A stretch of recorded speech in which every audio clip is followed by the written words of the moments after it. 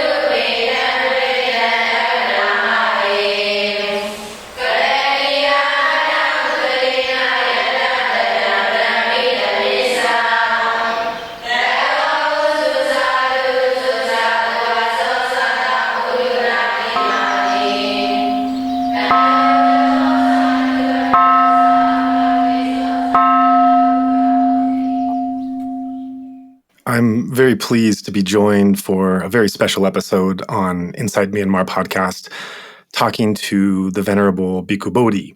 And we really thank him for joining us at this critical time.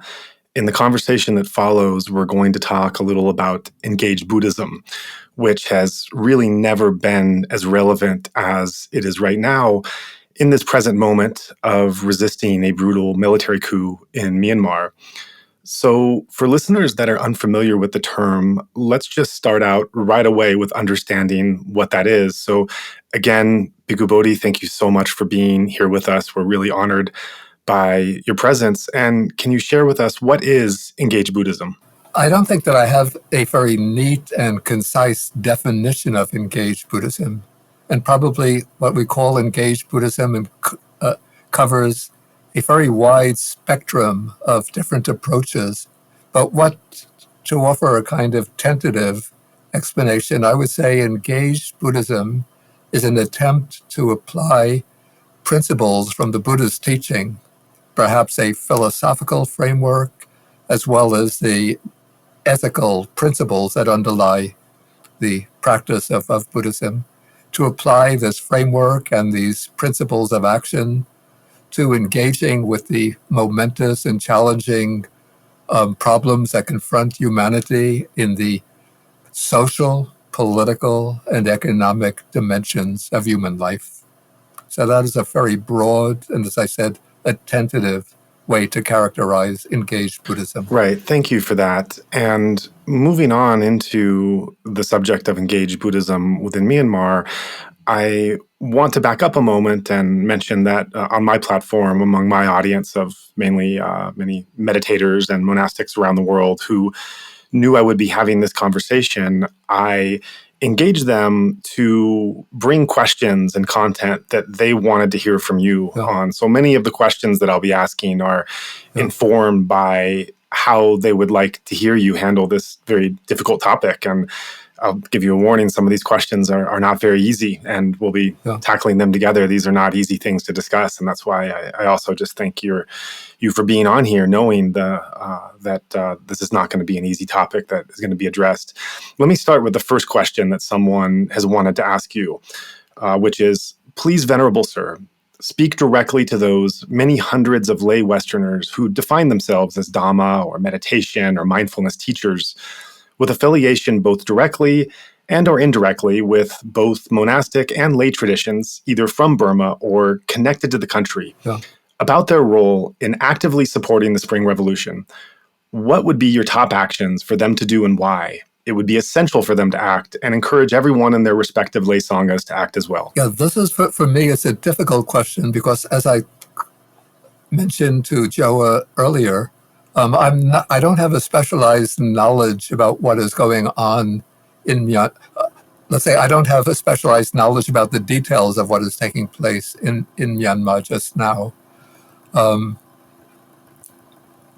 I would say the one thing that can be done would be to contribute monetarily to organizations that are providing assistance to people within Myanmar who are currently either in positions of jeopardy or even deprivation on account of the coup initiated by the junta.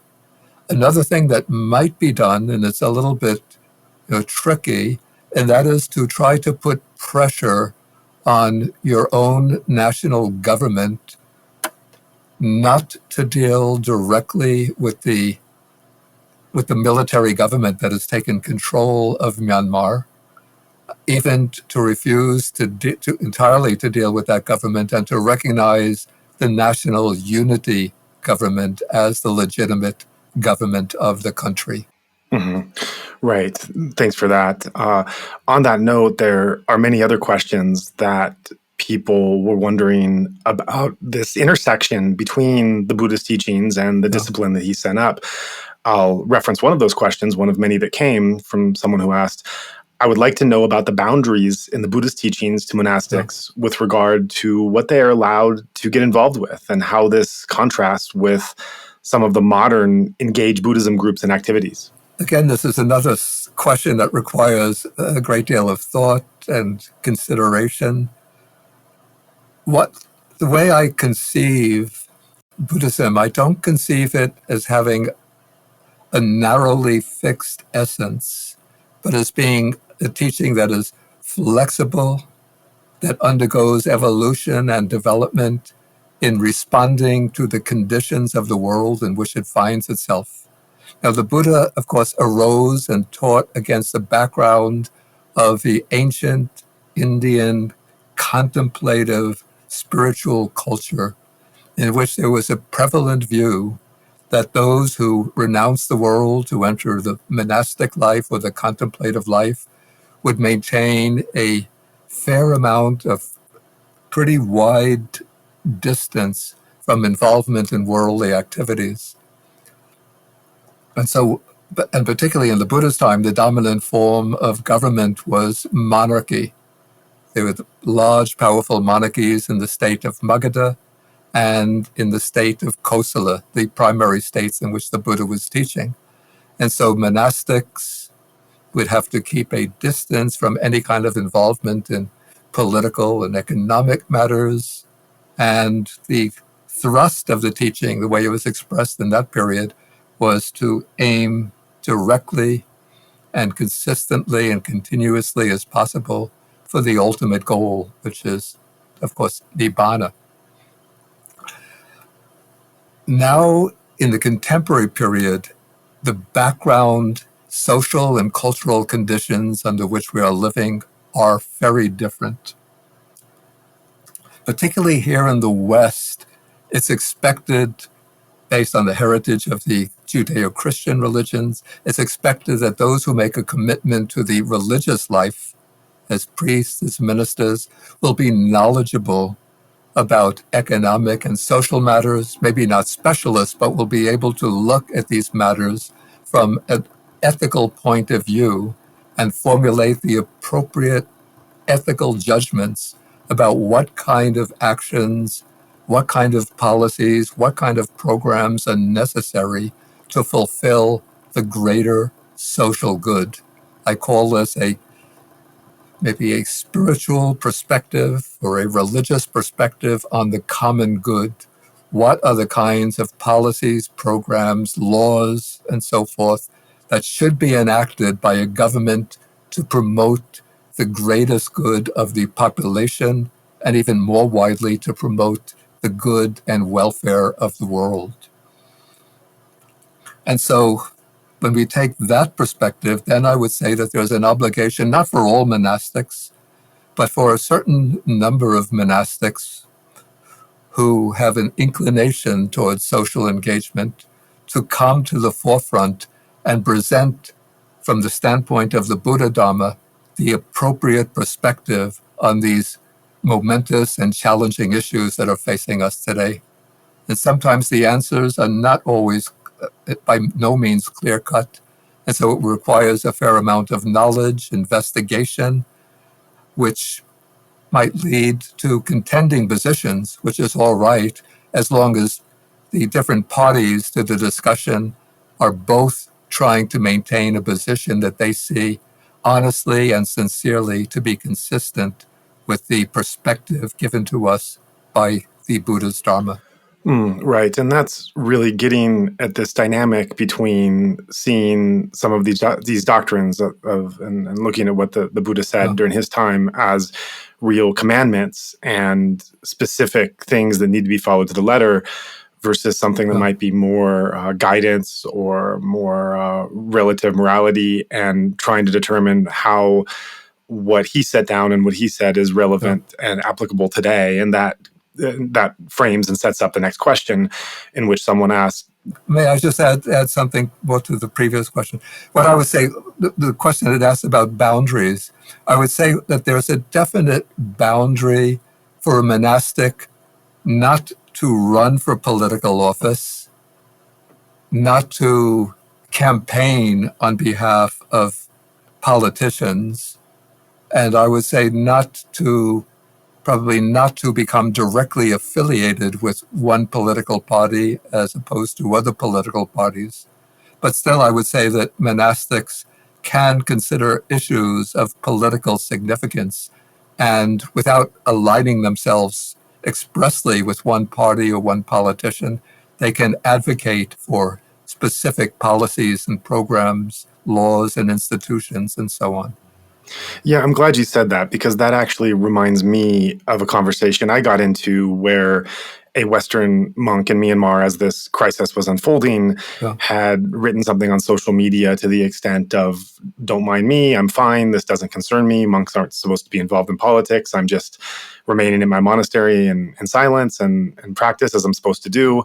And I pushed back against that post because I felt like he was creating a false binary where there's a black and white dynamic of either monks are out on the streets leading the protests, or they stay in their monasteries minding their own business, not caring who comes to power.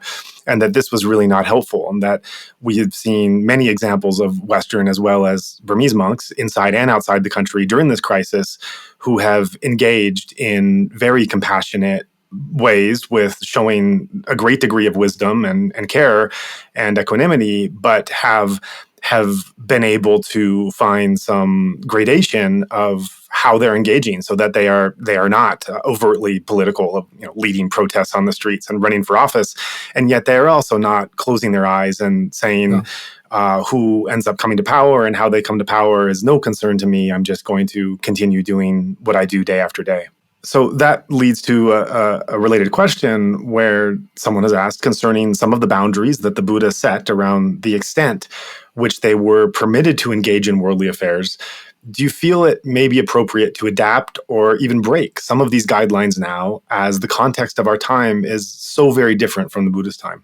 To answer that, I would have to know what are the specific guidelines that the questioner has in mind. Well, they go on to reference, for example, the crisis of global capitalism, the environmental crisis, what's happening in Myanmar as one case as well.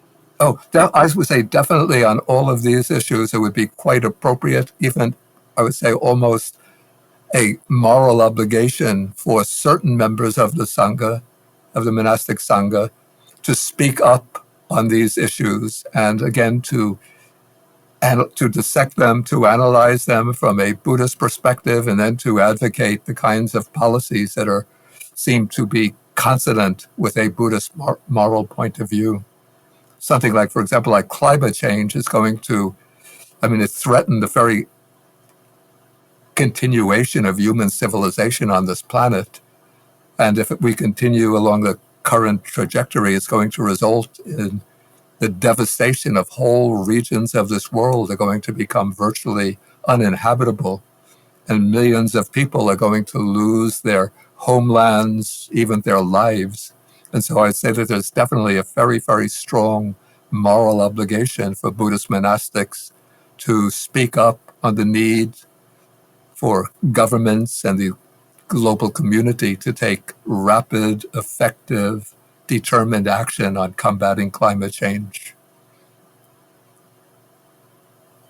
It doesn't mean that they'll all be experts on the kind of energy systems, the details of the energy systems that are to be adopted. There can be debates about that, but I say that there should be quite unanimous voice advocating for strong and rapid action to prevent the continued escalation of climate change. Right, right. Thank you for that. So I want to ask a series of questions next that I want to preface by saying are not easy, but these are questions that are all coming from Burmese Buddhists that are inside Myanmar, and so I feel an obligation to use this platform to share their voice, even when the things they're asking are as sensitive and vulnerable as these questions are, and we can just take them where they go. But these are questions that really reference the lived, messy reality that they're going through and the difficulty of trying to figure out how to navigate that. So I don't feel it would be fair to leave it out. The question is, Sitaku Sayadaw, perhaps the most famous monk in Myanmar today, has been very quiet throughout the Spring Revolution. Yet many religious leaders from all over the world, from different religions, publicly came out and prayed for those who were bullied and suffered.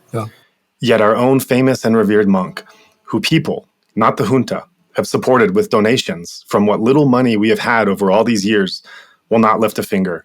Why? And what I would like to add before asking your thoughts is, obviously, I'm not asking you to come down and advocate on behalf of a situation that you're not directly involved, to give any thoughts or judgments on a fellow monk. Where I would like to see this question going is in the very difficult and painful expression from a devout Burmese Buddhist of just the pain in that question, that they have been giving and supporting someone, a monastic, over the years that they have believed in and given their faith in, and at this critical time are not feeling that support back, and they don't know what to do. They don't know what to think about it. They don't know how this starts to affect their own relationships with the Saṅgha that has been so treasured and valued over these years, this reciprocal relationship. And there are stories of monasteries now that are going without food and donations. And of course, this relates to the poverty and the lack of resources going in, but this also relates to a greater thing that some of my Burmese Buddhist friends have been telling me, that there is a loss of faith coming, that in this particular example and in a wider example of giving to the local monastery, giving to the Saṅgha, giving to the monkhood, and this reciprocal relationship, that it's the time when they need solace, some kind of solace back, more than they ever have, that it's not coming. They simply don't know what to do. So this is the angle that I think is the pain that's coming from the question. Yeah, as I said, I don't know the details of Burmese Buddhism. I've heard of the Sitaku Sayadaw, who I understand to be very both famous and very influential within the country. But I don't want to make personal judgments about him. But I think it would be a rather sad situation if a number of Burmese monks who are highly respected and have prominent leadership positions don't come to the defense of the people and to the defense of the legitimately elected government, which was the government that was deposed by the junta, which was dominated predominantly by the National League for Democracy. If they don't come to the defense of the legitimately elected government, and if they don't advocate, I would say, for the rapid transition of Myanmar to a multicultural, multi-ethnic, multi-religious democracy in the fullest sense. So this would be not a matter of them on a personal level denouncing the leaders of the military junta, though some of that might be unavoidable. But I would say what should be done is to denounce the very action of a military junta acting contrary to the will of the people by deposing the elected government, and then by suppressing those people who protest against that maneuver, and even imprisoning them and shooting them, and the most brutal scenes that I've seen in pictures and read about of the military, lower members of the military, just coming into the streets and into houses and just shooting arbitrarily and killing people without any justification.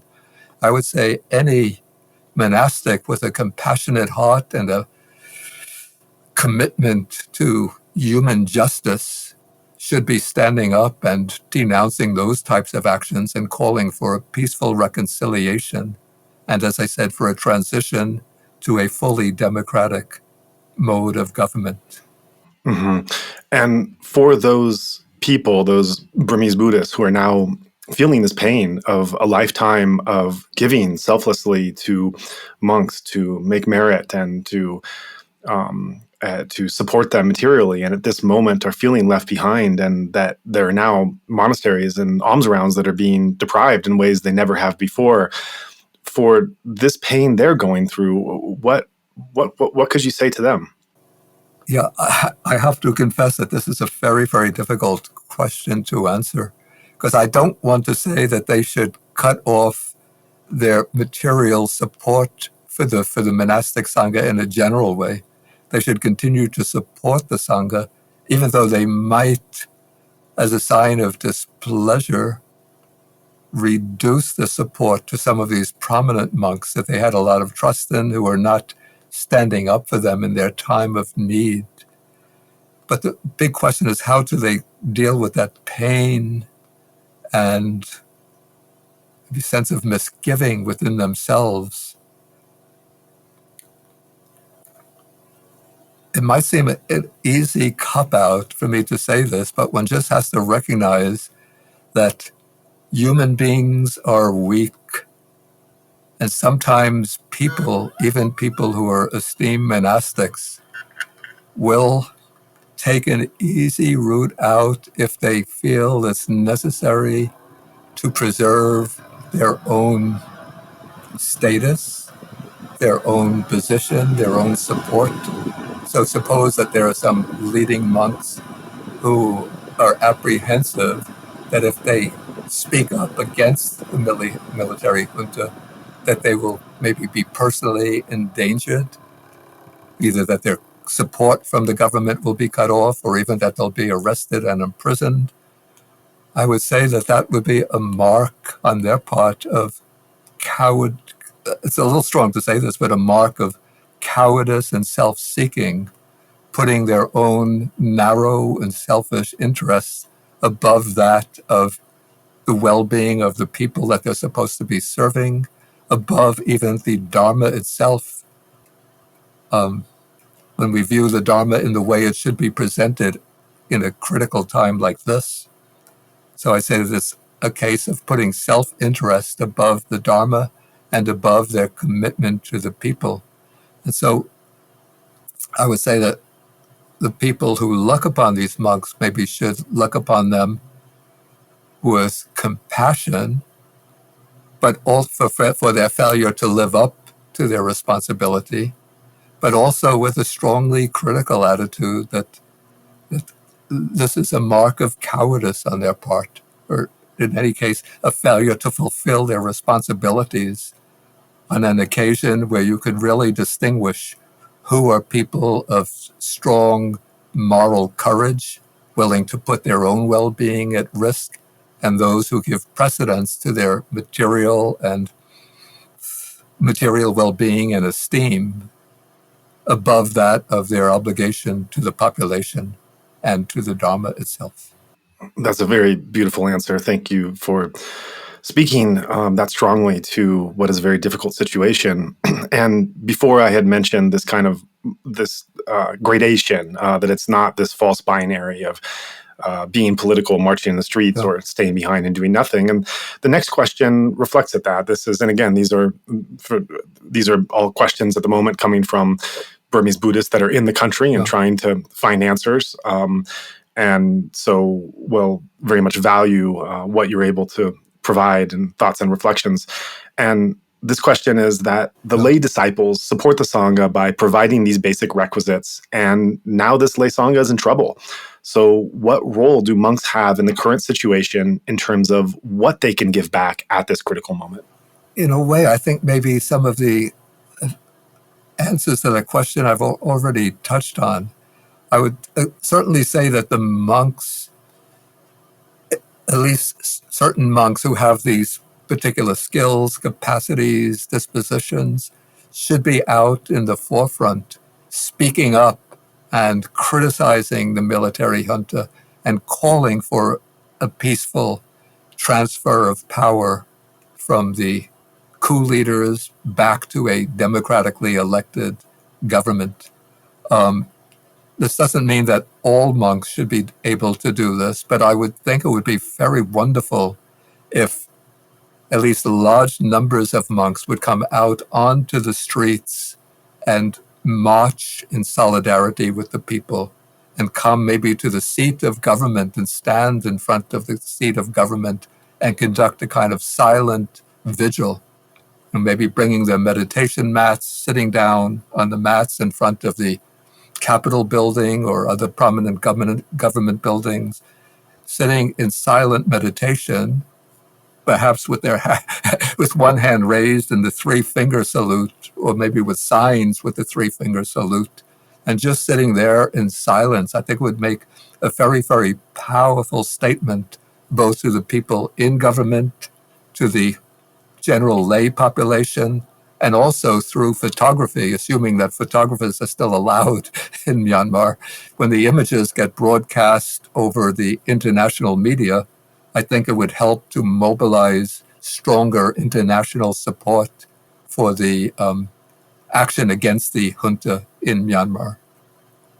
I remember I saw on, I think it was on the Irrawaddy website, there was a photograph of monks sitting with three fingers raised, but I think they were sitting in their temple.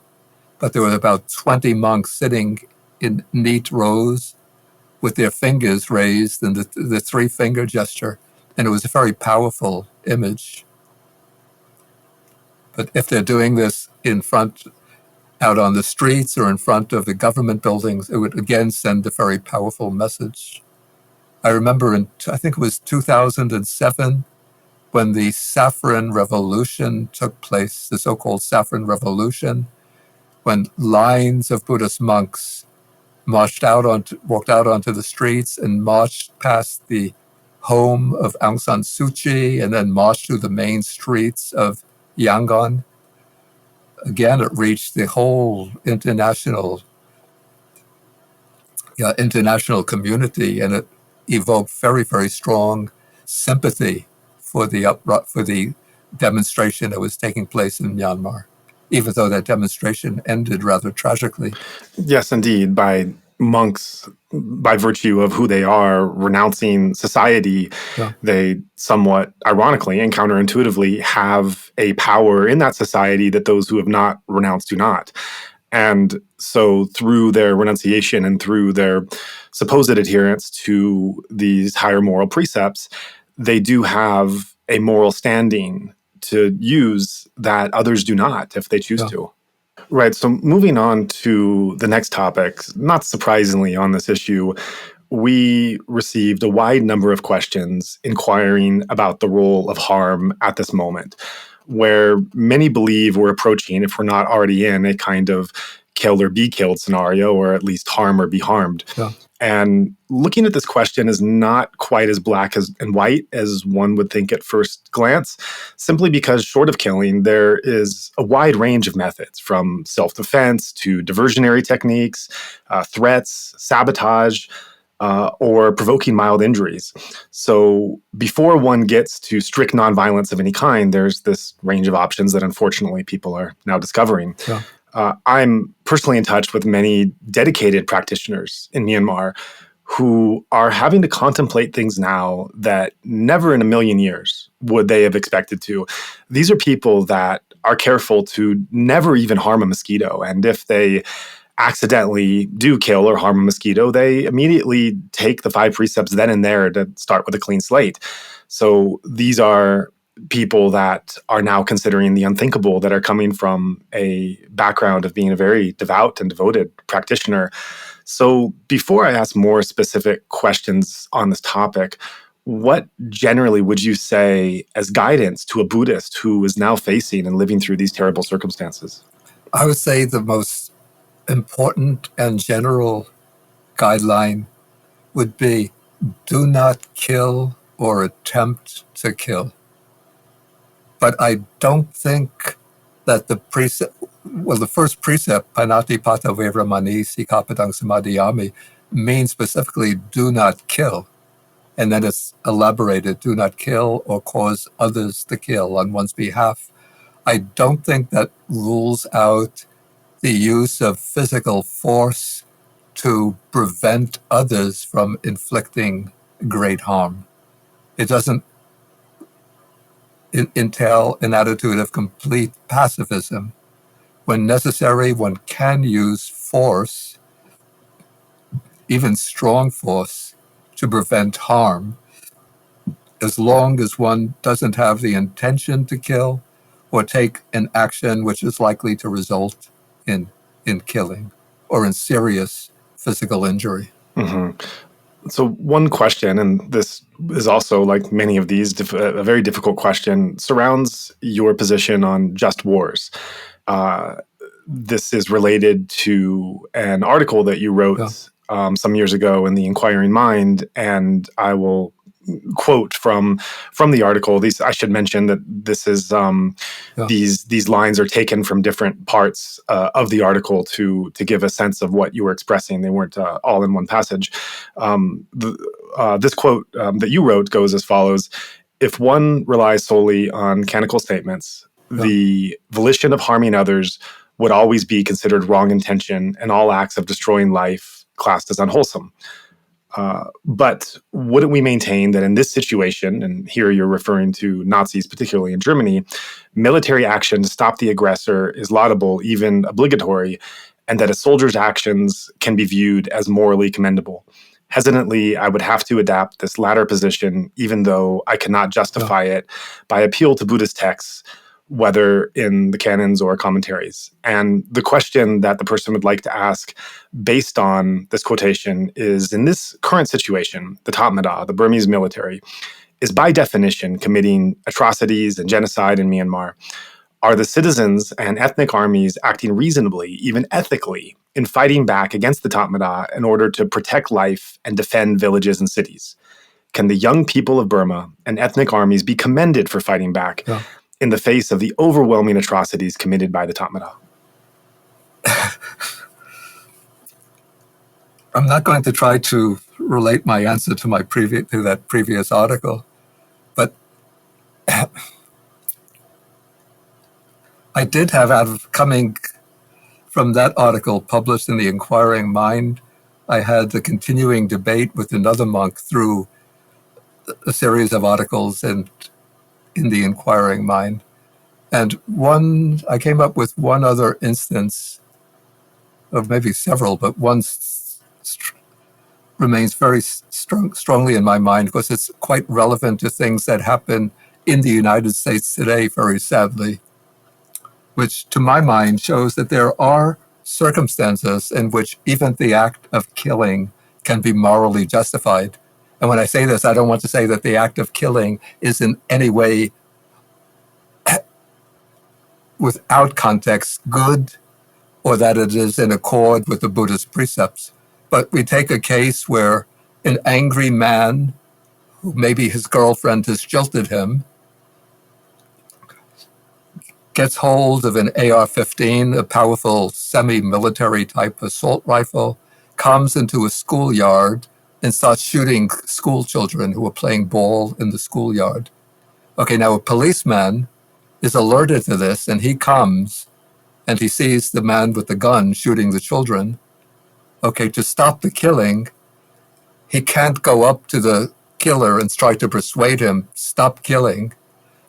At a distance, he can't shoot just so that he hits the man in the leg or the arm to knock him down.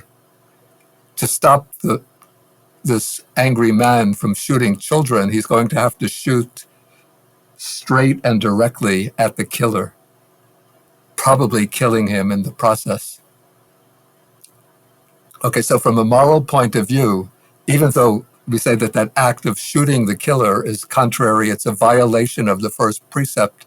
But looked at from a moral point of view, I would say, I don't want to say it's wholesome, but I would say it's a necessary evil to prevent a much more extensive and tragic destruction of life.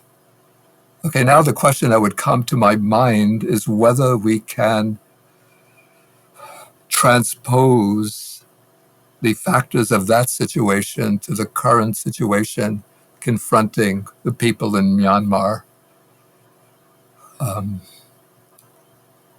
Perhaps there are situations where it might be necessary.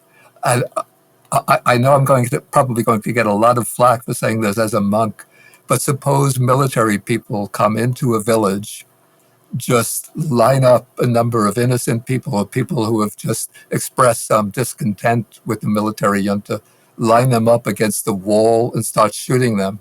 And somebody in one of the houses in the village has a gun, and he comes out and sees the only way he could save his fellow villagers is by shooting these soldiers. What are we to say about that? Maybe I could just leave that question hanging in the air so I don't have to make a judgment about it, but just let people judge for themselves. But having said that, I want to speak just my general assessment of what would be appropriate where we have the people versus the Tatmadaw, the military leaders. The general advice would be to maintain a non-violent approach, or at least an approach that doesn't involve killing. First of all, it's more consistent with the Buddhist precepts. And second of all, it gives to the resistance movement a moral strength, a kind of moral command in presenting their position to the world. Whereas if one goes on engaging in a kind of guerrilla warfare against the military junta, well, it's going to descend into a long, drawn-out guerrilla conflict that could go on for years and result in many more deaths. Yeah, and I think the first month or two really showed the protest movement's commitment to nonviolence. This showed the strides they were making, and there's examples of tense confrontations between city police, it should be mentioned, not the more egregious military divisions, and protesters that were diffused by offering them water, having conversations, giving them food, giving them shade on a hot day. And these were shown in these episodes were highlighted as being really a part of their strategy. And there was very few people at that time who were really looking at any violent response and really hoping that a nonviolent result could happen. And you referenced this example, this theoretical example of the village. And I want to affirm to listeners who might not be as familiar, this is not a theoretical example. These are actual examples that are being faced every day, either in terms of actuality of violence coming. And a few days ago, there was an entire village burned to the ground.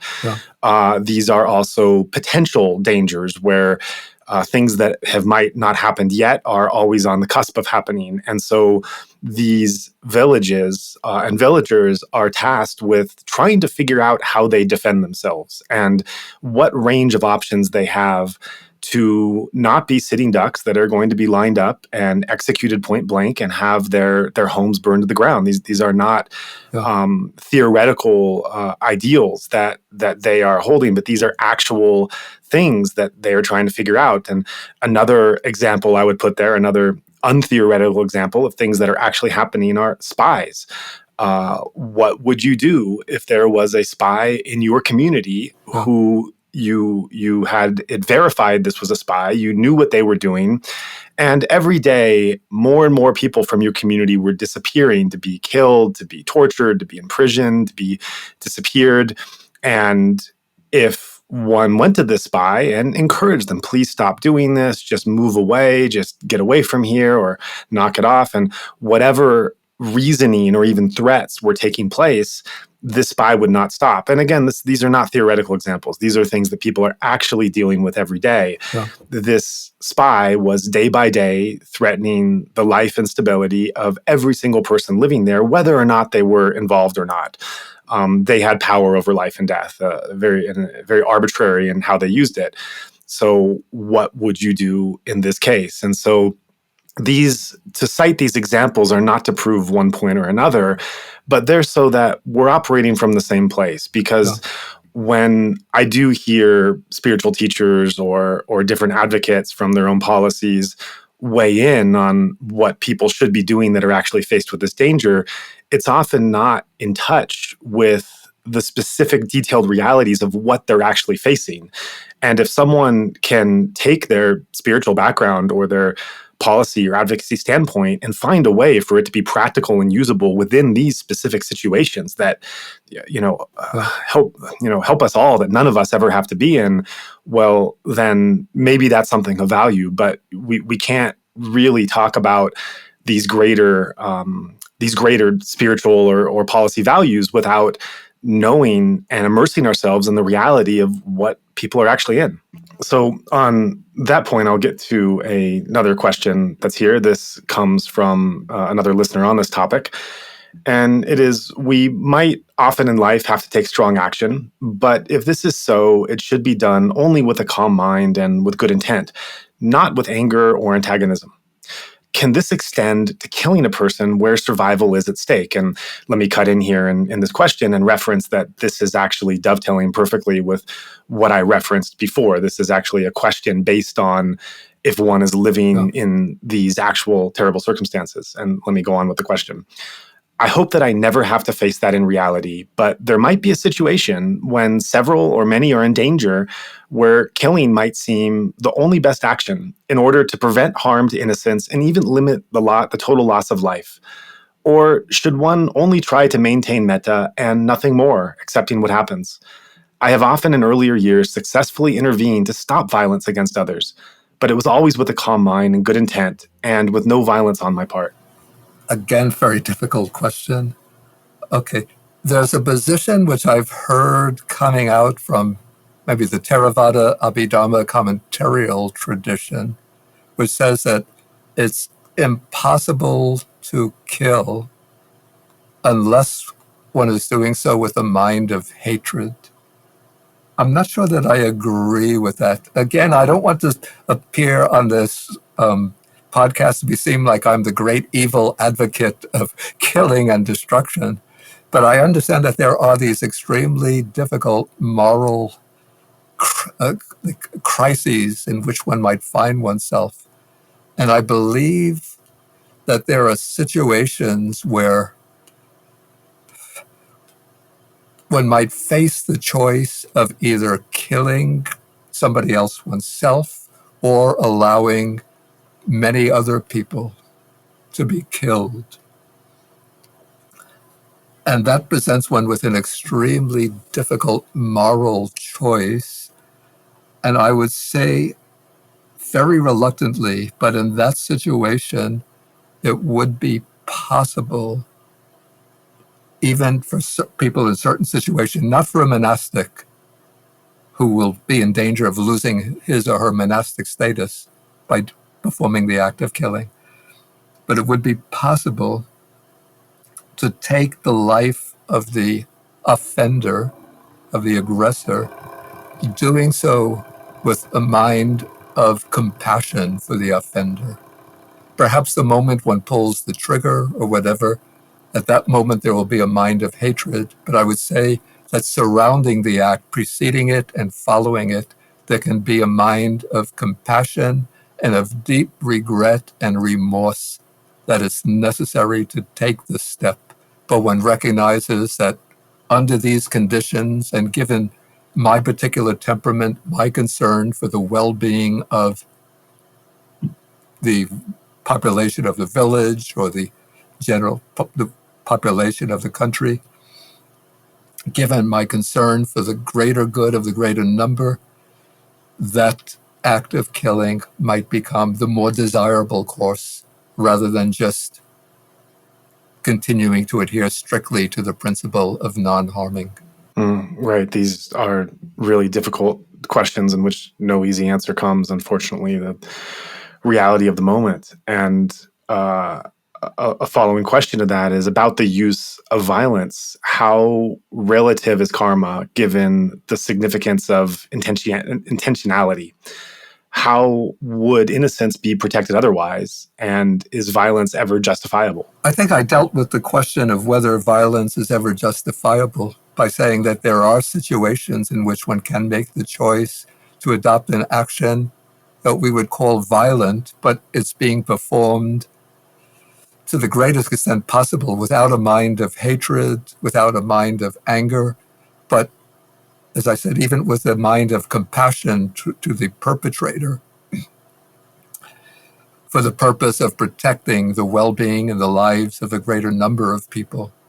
How this works out karmically in terms of the working of the law of karma, I say definitely the act of taking life, even in that situation, probably it would have to spring from we call an akusala cetana, an unwholesome volition. And in that sense, it would be generating an unwholesome karma, a negative karma.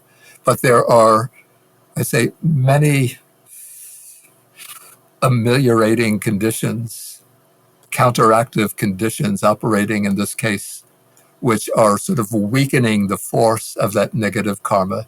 The fact that one is doing this not from a desire to harm the other person, not with anger or hatred, not because one has a habitual disposition to kill. One is doing this reluctantly with the primary motivation to protect the lives of others. So in that case, I would say that the negative karma generated by the action would be comparatively much weaker than that generated by an act of killing under other circumstances, where the motivation is anger and hatred, or for the sake of enjoyment, or for the sake of monetary gain, and so forth. Mm-hmm. Thank you for that.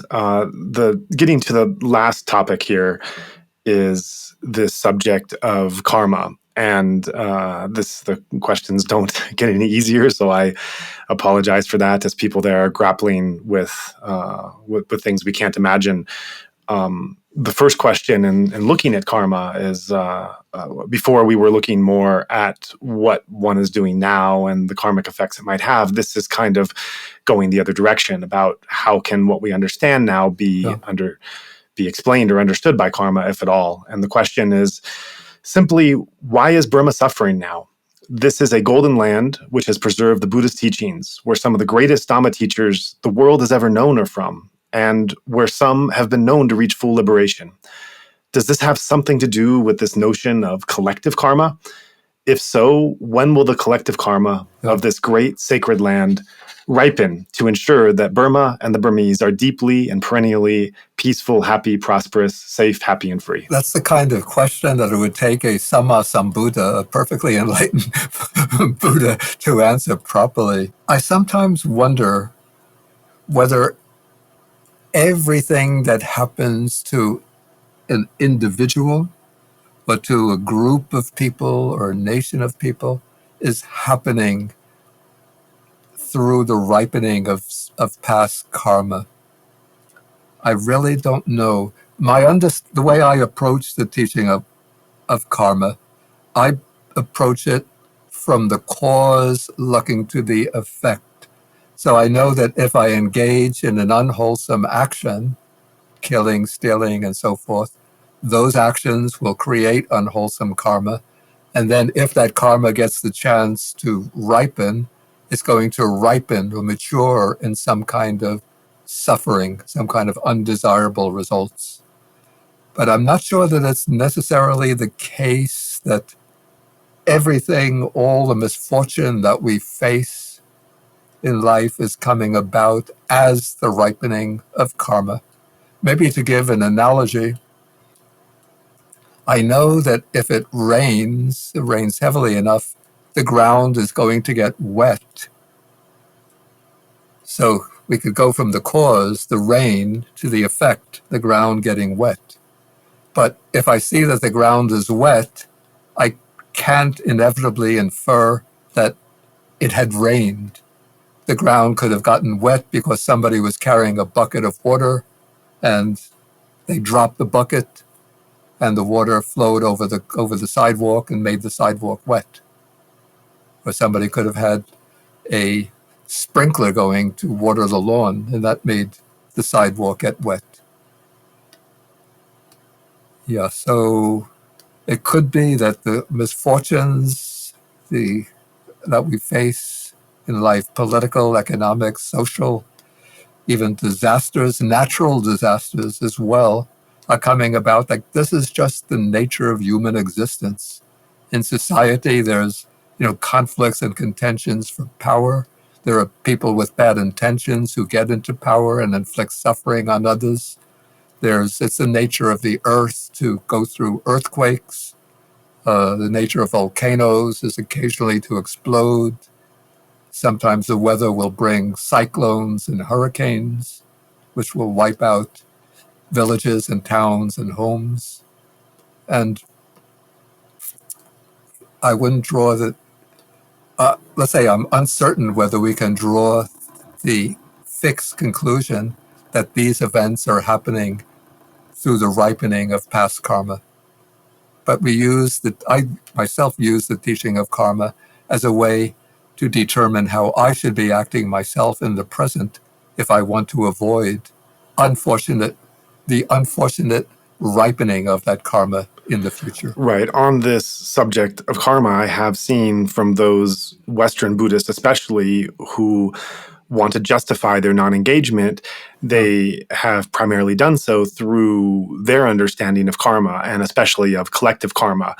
I've seen various forms of argument that relay something like this is simply the karma ripening collectively over time, and this is the way things must play out, and almost a kind of pedantic response to those who want to engage as lacking in some greater Buddhist wisdom for not understanding the role that karma plays and thereby justifying their own non-engagement through some kind of greater wisdom that these are things outside of our control. So for those that are using notions of collective karma or karma in general as being a reason for why this is happening and why this is simply all we can do is sit back and send metta because these are things out of our control. What would be your response to that kind of attitude? Yeah, first I would say that even if, say, the misfortunes that are facing, the calamities that are facing Myanmar and other countries right now, even if that is due to karma, it doesn't mean that this karma is fixed and that this karma inevitably has to ripen in precisely this way. Perhaps suppose hypothetically that it is due to karma, but that karma can be prevented from ripening in this way, from producing its full impact by adopting counteractive action. To use an analogy at a more individual level, okay, suppose a person gets ill. Suppose they come down with the coronavirus. Suppose it's your own relative. You're not just going to let him lie there in the bed, especially if he's an older relative, maybe in his 70s and 80s, where there's a true danger of death. You're not just going to sit there and say, okay, that's his karma, so let the karma play out. There's nothing I can do about it. But what you will do is bring your relative to a hospital, try to get the best doctor to look at him, get him a bed in the hospital, and to arrange for him to get a ventilator if he needs it, and to get medical treatment to help him get over the infection with the coronavirus. Yeah, so maybe he got infected with the coronavirus because of his past karma, but when you apply the appropriate medical means, then you can block the ripening of that karma and give the opportunity for it to dissipate and become ineffective. And I think we could apply that analogy to larger social units, in this case at the national level. If a nation is facing widespread social, economic, political disasters by arriving at a suitable political solution to the problem, we could stop that karma from ripening and give the opportunity for some of the good karma that Myanmar has accumulated over the decades and centuries, to give the opportunity for that karma to ripen. Thank you. Yeah, that is an answer informed with wisdom. And that also illustrates to us how we can respond in ways of compassion that is informed with wisdom, that is not just based solely on a kind of activist approach of just thinking that we can do whatever we want, and that we just have to, through our own passion and dedication, that we can change things, that there are things beyond our control, and that we recognize that role of karma, but that is not serving as any kind of barrier for our compassion and engagement. So this is a way to balance those. And I'm sorry, there was one last topic. I misspoke, just a couple of questions on it. And this concerns the Rohingya crisis, in the last few years, some of the anti-Muslim sentiment that we've seen. And one listener wanted to know here, when Myanmar itself is going through this great crisis, and there has been some Buddhist response around the world to the current crisis. And this listener wants to know, why was there not a greater response from Buddhist monks around the world at the time during the Rohingya crisis itself?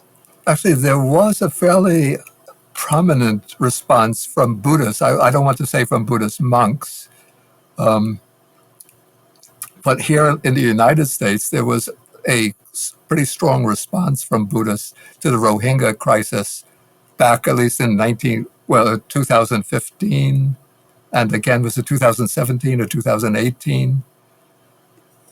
Yeah, so quite a number of us, and Alan Sadowski played a very important role in this, like wrote a letter, I believe it was like to the president. It must have been,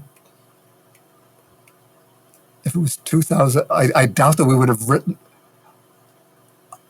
I don't remember who we wrote to. It wouldn't have been President Trump, because I don't think we would have expected to get much of a response from Trump. But we did draft maybe a letter that was published in a Buddhist magazine, calling on the government of Myanmar to avoid the prosecution, to stop the prosecution of the Rohingyas, and to provide suitable conditions for the Rohingya community to become fully recognized as citizens of Myanmar, to be endowed with all of the rights going to citizens. Yes, there was a response from the Buddhist community in the United States. But I remember, I have to say rather sadly, I believe this was around the time of 2015, when a significant number of Rohingyas were fleeing Myanmar on these little makeshift boats and heading towards Malaysia, perhaps Indonesia or Thailand. And I wrote something, and it was published, or I posted it on Facebook. And then I got hit rather badly by a number of monks from Myanmar telling me, just in like the comments that would go to that post, saying that there are no Rohingya people. That is just like a fabricated designation, that they're really Bengali Muslims who are living in Myanmar.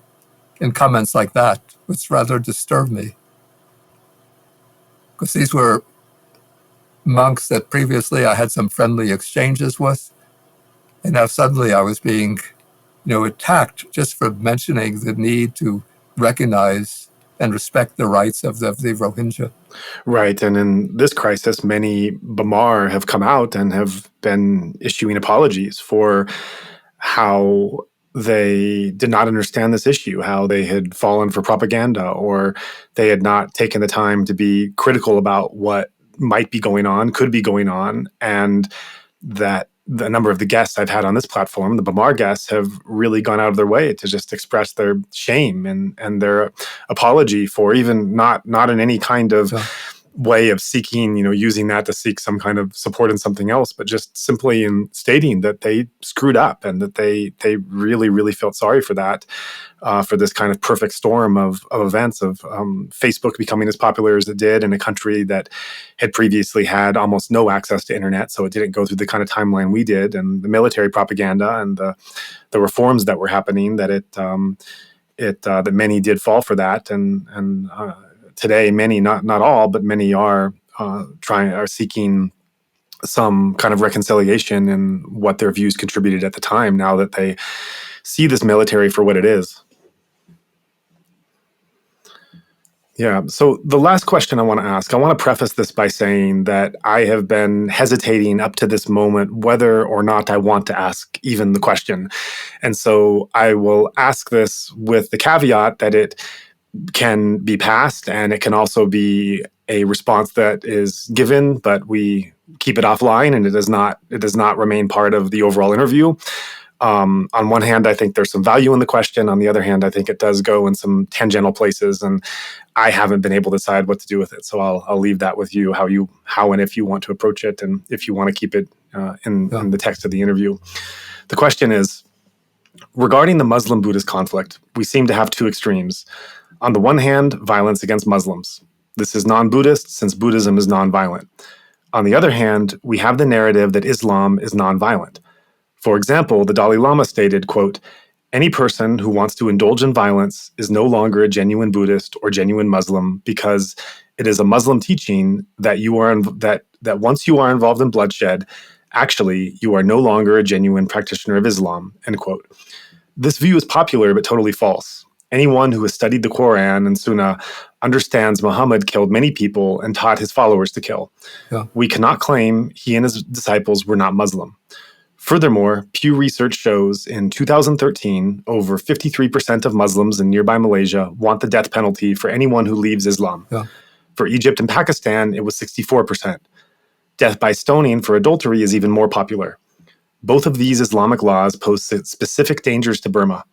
How can there be any solution in Burma or the West if the nonviolent side does not face the truth of violence of Islamic doctrine and the mainstream nature of adherence to that violent doctrine? Again, another difficult question. I think certainly there has to be resistance in every country where there's a significant but non-majority Muslim population to the adoption of principles of Islam that advocate for violence.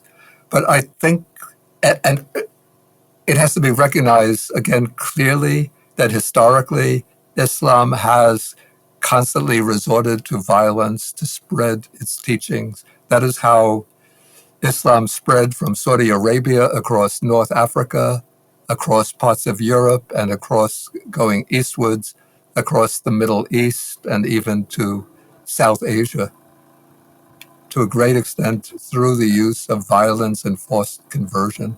That is part of the historical legacy of Islam that has to be faced honestly. And so I just have to disagree completely with the Dalai Lama here, and the statements that you made just a few minutes ago confirm that. But I think that any religion can go through transformation and evolution.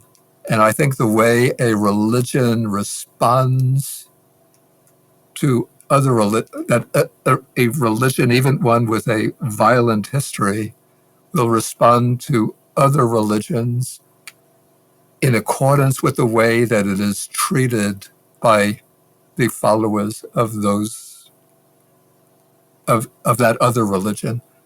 So I think that if, say, Muslims in Myanmar are welcomed and given a place within the fabric of the country, if they're treated with kindness and respect, I would be hopeful, first, that they would not resort to the use of violence to try to propagate their own religion, and also that they would recognize that they are a minority religion and not try to use either forceful means or any kind of material inducement to convert others to Islam.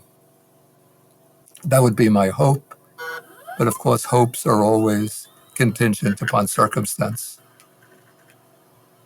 But certainly I would say a country like Myanmar today has to recognize that it is a multi-religious country in which there's a dominant Myanmar majority, a dominant Buddhist majority, but also a fairly significant Muslim minority, Christian minority. Perhaps there are some Hindus still in Myanmar that I don't know. But there has to be a place for the followers of all religion within the country without any kind of prosecution, stigmatization, marginalization. Otherwise, there'll be unending conflict and more people killed. Well, I thank you so much for your time. I know these are really not easy questions, and the responses that you give, while they provide so much value and support for those that are involved in these issues, wherever they are, that they don't necessarily benefit you, that you've been put on the spot and you've had to face these vulnerably and courageously, knowing the impact that some of your answers might give. But those answers are not going solely for this intellectual community to debate. They're going for people where these are real issues in their life of following these teachings while in impossible situations. And so the value of that is just beyond description of what you have provided. I also want to take a moment to say that this interview will be listened to by many English-speaking Burmese Buddhists in the country. I'm sure that some, if not all of it, will be translated for them to hear of a revered monastic who is referencing these teachings in ways that relate directly to what they're facing and what they're offering.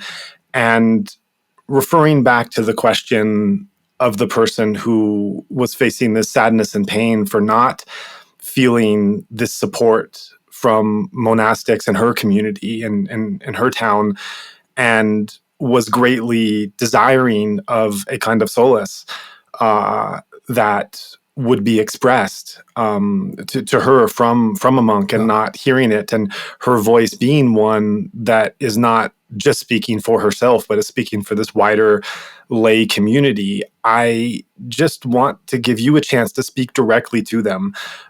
Any words of support or guidance or encouragement to let them know that there is a monk who, from where you might be in terms of geography and culture and language, might be quite different, but that they are not alone. And that's something that so many of the country, not just Burmese Buddhists, but of the entire country, need to hear. So I just want to give you a moment to say whatever words of encouragement or guidance you would like for those that are listening here now. Yeah, first I would say that I truly feel their pain and sorrow and especially the disappointment. I feel that in my own heart.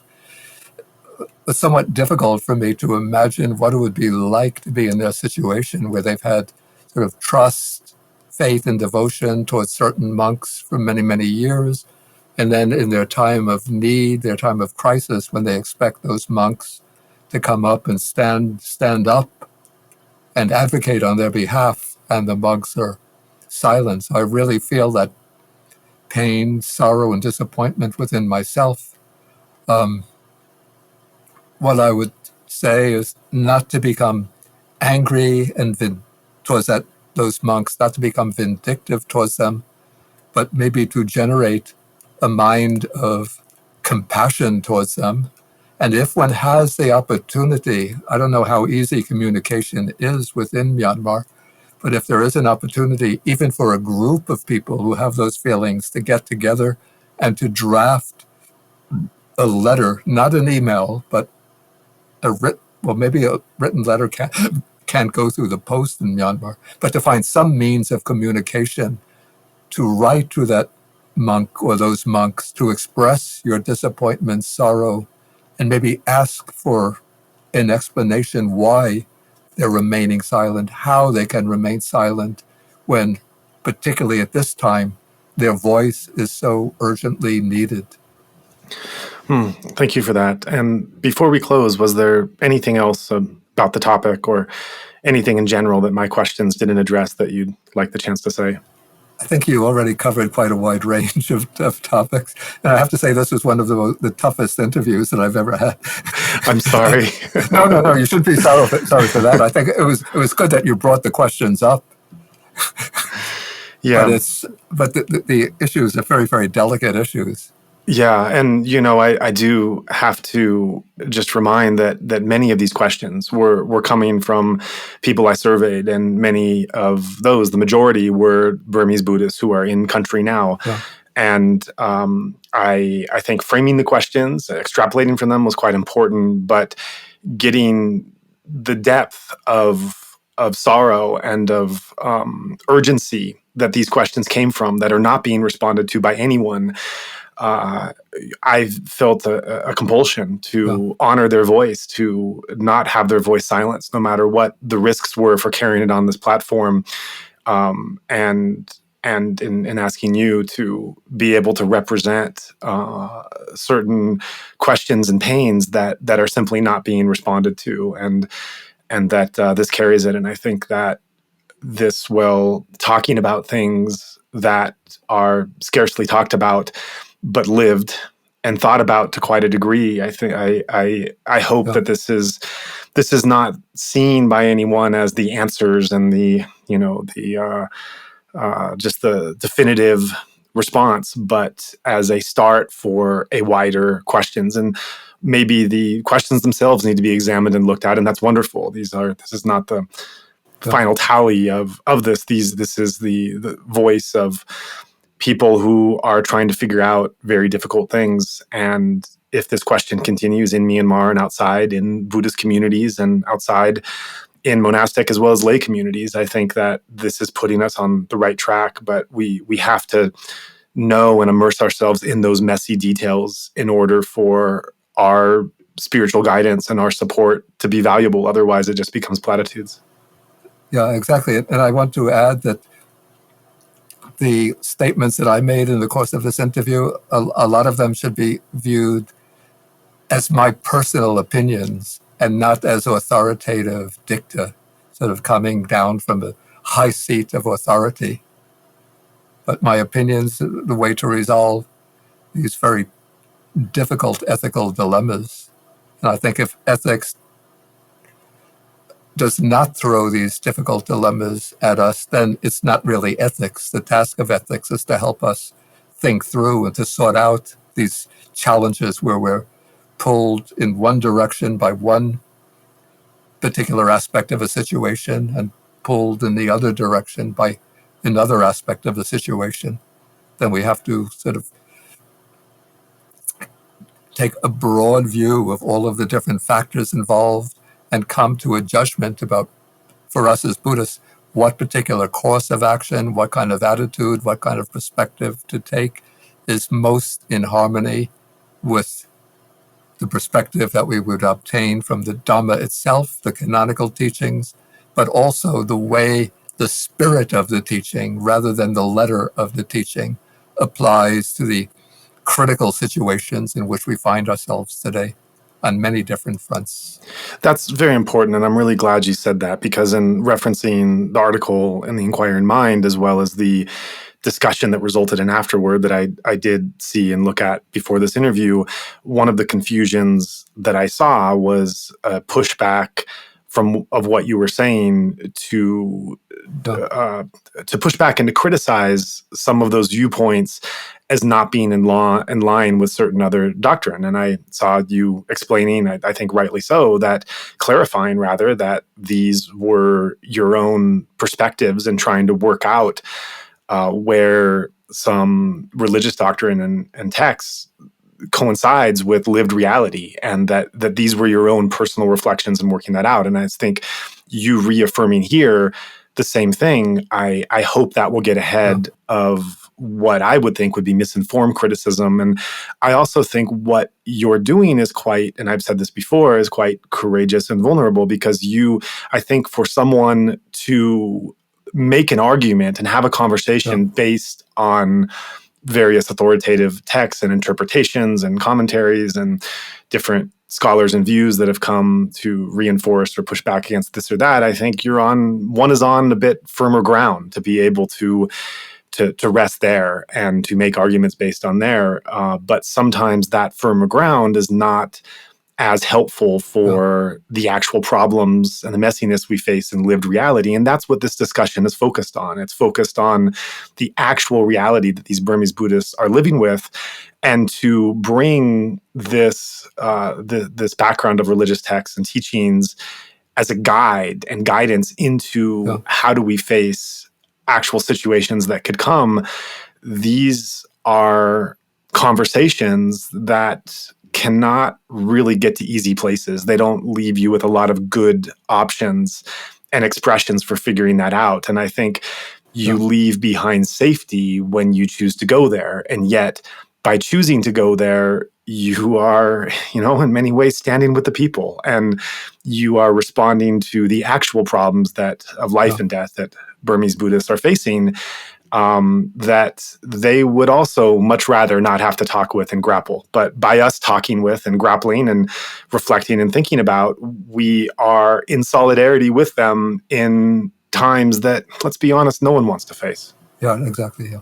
Yeah, so with that, thank you so much for this difficult conversation. Thank you for taking everything head on, and this has just been of enormous service. Okay, thank you for giving me the opportunity to consider these questions.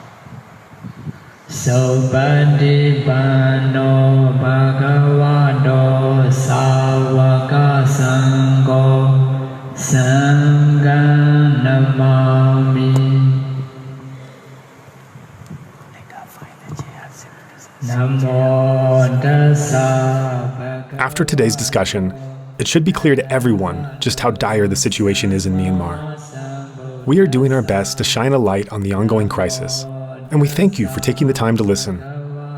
If you found today's talk of value, please consider passing it along to friends in your network.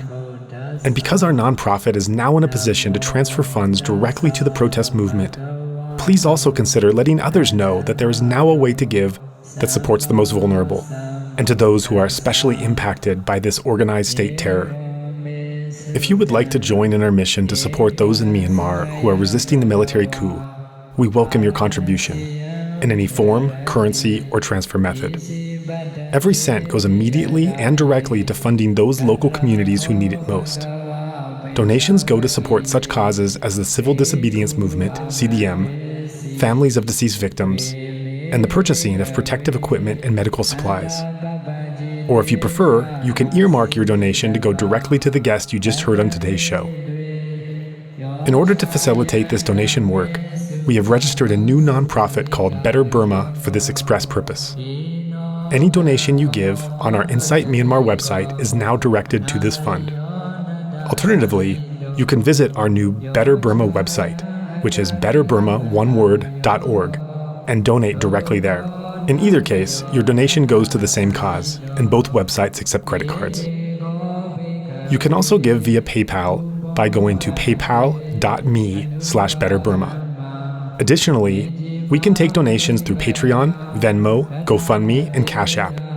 Simply search Better Burma on each platform and you'll find our account.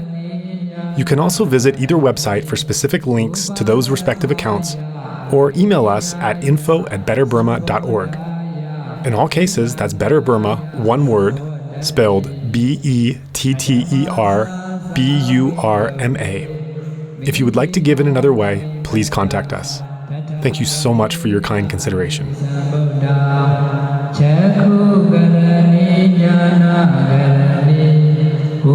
Samaya Abhinyaya Samodaya Nibbanaya Savatati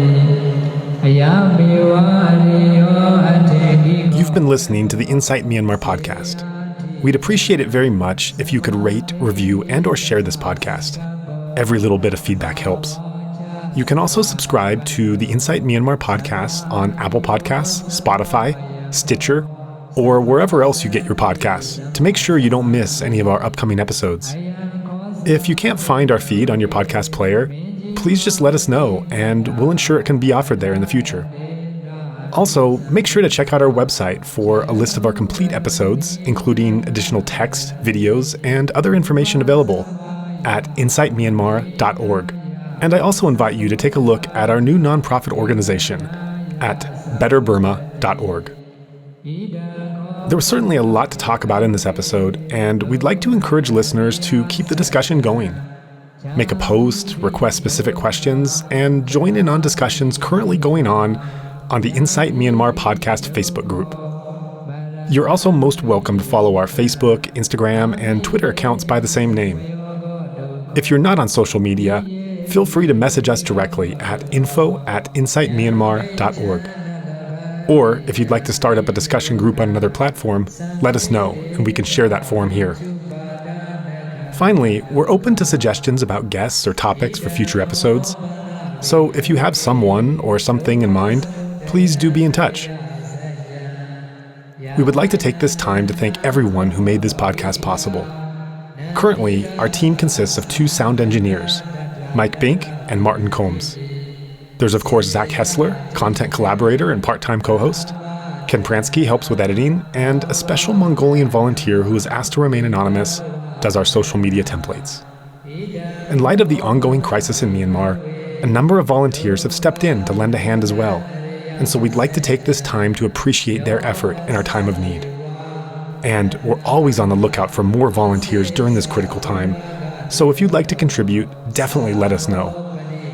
We'd also like to thank everyone who has assisted us in arranging for the guests we've interviewed so far.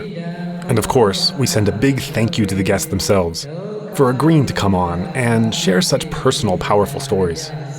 Finally, we're immensely grateful for the donors who made this entire thing possible. We want to remind our listeners that the opinions expressed by our guests are their own and don't necessarily reflect the host or other podcast contributors. Please also note that as we are mainly a volunteer team, we do not have the capacity to fact-check our guest interviews. By virtue of being invited on our show, there's a trust that they will be truthful and not misrepresent themselves or others. If you have any concerns about the statements made on this or other shows, please contact us. This recording is the exclusive right of Insight Myanmar podcast and may not be used without the expressed written permission of the podcast owner, which includes video, audio, written transcripts, or excerpts of any episodes. Also not meant to be used for commercial purposes. On the other hand, we're very open to collaboration. So if you have a particular idea in mind for sharing any of our podcasts or podcast-related information, please feel free to contact us with your proposal. If you would like to support our mission, we welcome your contribution. During this time of crisis, all donations now go towards supporting the protest movement in Myanmar through our new nonprofit, Better Burma. You may give by searching Better Burma on PayPal, Venmo, Cash App, GoFundMe, and Patreon, as well as via credit card at betterburma.org/donation. You can also give right on our Insight Myanmar website, as all donations given there are directed towards the same fund. And with that, we're off to work on the next show, so see you next episode.